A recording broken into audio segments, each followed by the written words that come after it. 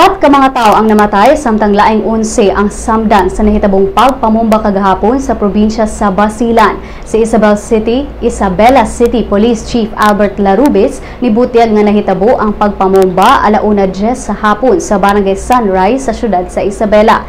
Nibusikad ang bomba sa gawas sa gate sa compound ni Mayor Cherilyn Santos Akbar. Subay sa investigasyon sa kapulisan, nibusikad ang bomba dihang niagi ang duha ka convoy ni Isabela City Vice Mayor Abdul Baki Adjibon.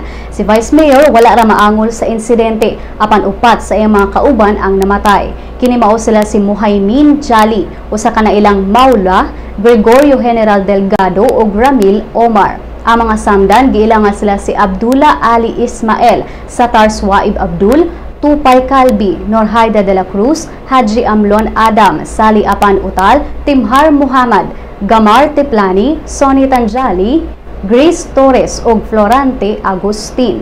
Sigon ni Superintendent Larubis nga posibleng gibutang ang bomba sa usa ka tricycle nga nakapark sa kilid sa daan.